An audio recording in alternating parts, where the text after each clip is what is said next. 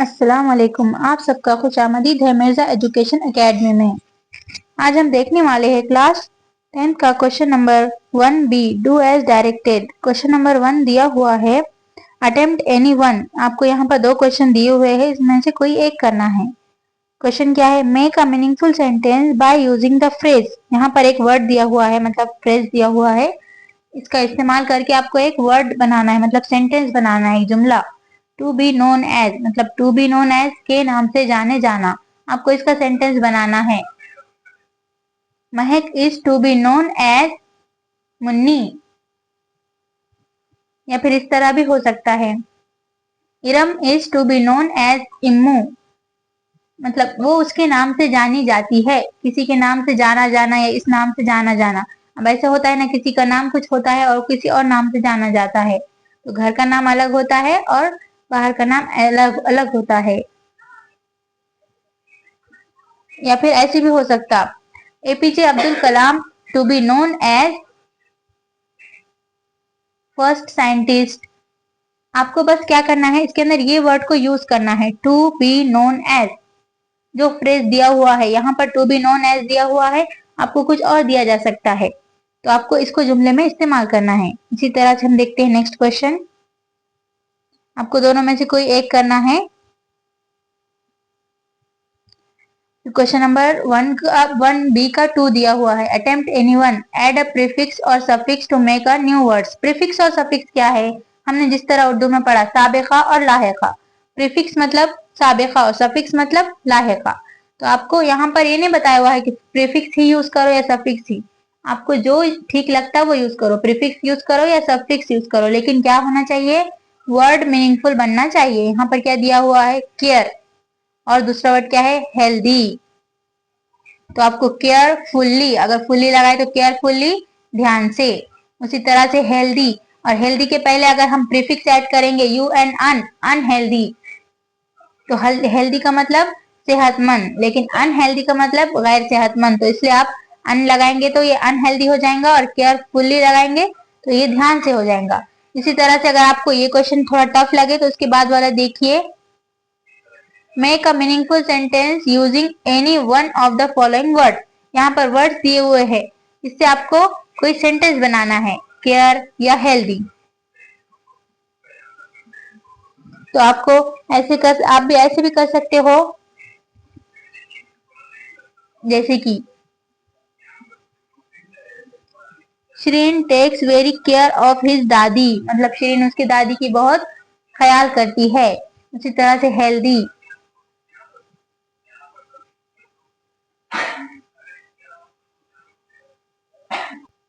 आप इसका क्वेश्चन इसका आंसर इस तरह से भी बना सकते हो हेल्दी का, do exercise daily, it makes you feel healthy, मतलब ये आपको हेल्दी रखती है, सेहतमंद रखती है। आपको इनमें से कोई एक करना है, दोनों क्वेश्चन करने में टाइम वेस्ट नहीं करना है, और ध्यान रहे कि क्वेश्चन नंबर ठीक से डाला हुआ हो। और आपको इसी तरह से पैसेज के क्वेश्चन दिए हुए हैं। Question number 2, read the following passage and do the activities. मतलब आपको क्या कहा गया है? पैसेज को ठीक से पढ़िए और एक्टिविटीज को कीजिए। एक्टिविटी क्या है? A1, write whether the following sentence are true or false. True means सही और फॉल्स मीन्स गलत। ट्रू मीन्स सही, फॉल्स मीन्स गलत।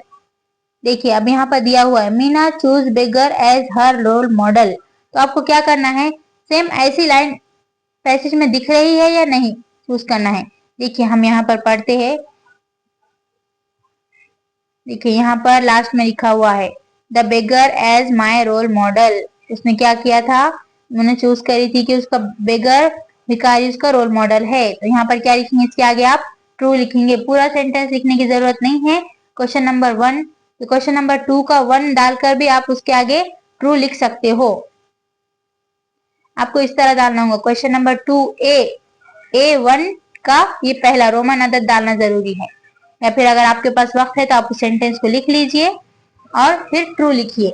अगर आपको सेम लाइन मिलती है तो ट्रू लिखिए, अगर सेम लाइन नहीं मिल रही है तो मतलब फॉल्स है वो।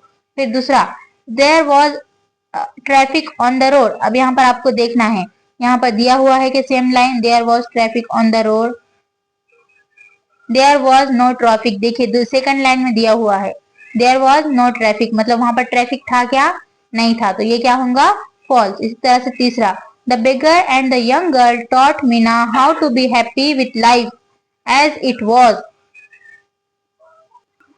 तो यहाँ पर जो सेंटेंस दिया हुआ है आपको इसी तरह से पैसेज में ढूंढना है। अगर सेम मिल गया तो ट्रू है, अगर सेम नहीं मिला तो फॉल्स है।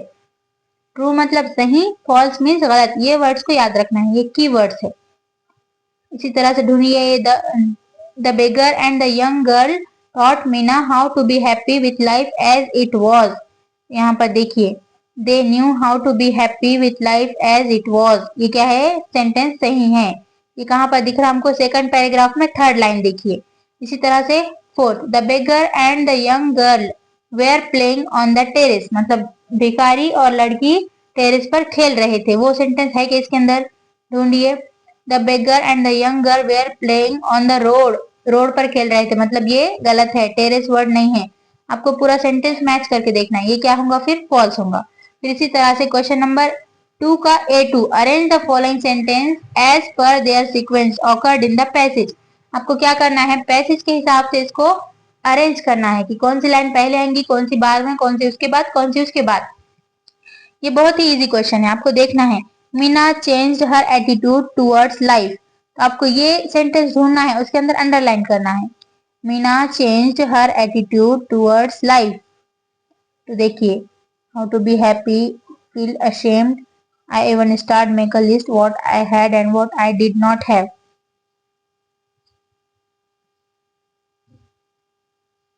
However, what I saw from my window surprised me. The beggar and the young girl were playing on the road because there was no traffic.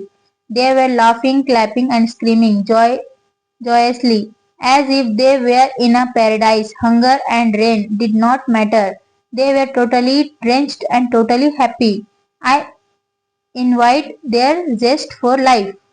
The sense forced me to look at my own life. I realized I had so many comforts, none of which they had, but they had the most important of all assets, on which I lacked. They knew how to be happy with life as it was. I feel ashamed of myself. I even started to make a list of what I had and what I did not have. I found I had more to be grateful for than most people could imagine. The day I decided to change my attitude towards my life. देखिए last line में आपको ये sentence दिख रहा है, इसको underline करना है। इसी तरह से फिर देखिए, Meena felt ashamed for her self, उसी तरह से इसके ऊपर वाली लाइन में देखिए, अभी हमने पढ़ा Meena shamed ashamed, I felt ashamed, ये कहाँ पर है, सेकंड पैसेज में थर्ड लाइन के लास्ट में देखिए, इसको अंडरलाइन करना है। इसी तरह से फिर तीसरा, the beggar and the young girl were playing on the road, ये देखिए ऊपर पैराग्राफ में सेकंड लाइन में देखिए, young girl were playing on the road, तो यहाँ पर आपको अंडरलाइन करना है। अंडरलाइन हल्का सा करिए ताकि आपको पेपर पे लिखा हुआ ना दिखे, या आप बिना अंडरलाइन करेगा ध्यान में भी रख सकते। देखिए हमने अंडरलाइन नहीं किया हुआ है, लेकिन हम आपको सिर्फ ध्यान में रखकर ही समझा रहे हैं। उसी तरह से आपको ध्यान में रखना है। ये सबसे पहले दूसरी लाइन में आपको थर्ड लेटर मिल जाए, थर्ड लाइन मिल जाएंगी। फिर चौथा, the beggar and the young girl were totally dressed and totally happy, देखिए यहाँ पर they were laughing, clapping, screaming joyously as if they were in a paradise, and rain did not matter. They were totally drenched and totally happy. I ignite their zest for life. देखिए अब इसको चार sentences आपको मिल गए। सबसे पहले कौन सी आएंगी, थर्ड वाला सबसे पहले आएगा, फिर उसके बाद फोर्थ वाला, फिर उसके बाद कौन सा आएगा, Meena felt ashamed for her self, उसके बाद सेकंड आएगा, उसके बाद फर्स्ट आएगा। इसी तरह से देखिए कितना इजी क्वेश्चन है। भी कुछ लोगों को लग रहा होगा इतना इजी क्वेश्चन था, मैंने अब तक ध्यान क्यों नहीं दिया, इसलिए अभी ध्यान से देखिए। हमारे जो अगले वीडियोस है वो भी देखिए, 2x की स्पीड में भी आप देख सकते हो। लेकिन अगर आप एग्जाम के बाद देखोगे तो आपको रिग्रेट होगा कि मैंने ये वीडियो अगर पहले देख लेती तो एग्जाम मेरा अच्छे से क्रैक हो जाता। इसीलिए सारे वीडियोस को कंप्लीट देखिए। अगर आपके पास ज्यादा वक्त नहीं है तो स्पीड बढ़ाकर देखिए, लेकिन देख लीजिए जरूर।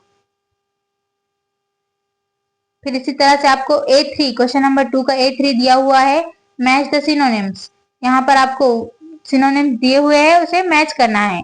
पैराडाइज, जेस्ट, एसेस, ड्रेंच्ड, तो आपको इसे मैच करना है। ये हम अगले वीडियो में देखेंगे क्योंकि वीडियो ज्यादा लेंदी हो गया तो अपलोड करने में प्रॉब्लम आएंगी इसलिए।